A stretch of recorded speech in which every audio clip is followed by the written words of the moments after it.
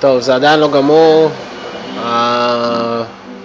רק החלק הזה סוג של גמור.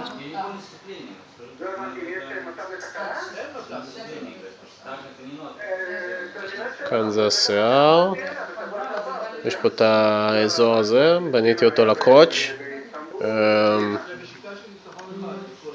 הידיים בכוונה ארוכות יותר ממה שהן צריכות להיות, ובגלל שלא באמת היה לי איזשהו קונספט, חשבתי בהתחלה משהו חייזרי, משהו זה, אז יש פה כל מיני דברים מוזרים שקורים,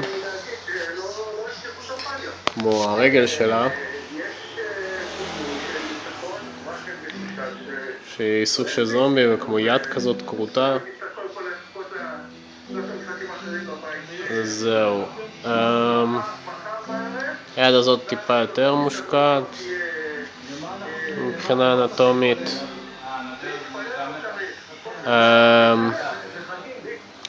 פלים, אני די מבסוט מהצד הזה של החזה.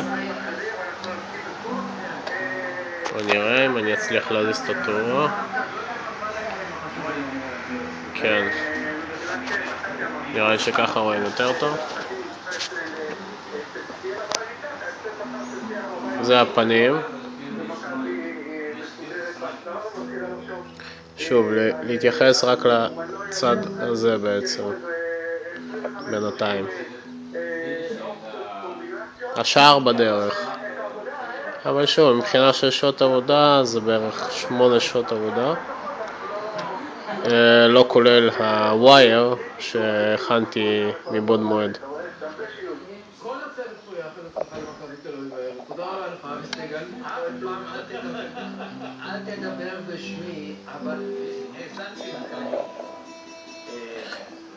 יאללה ביי.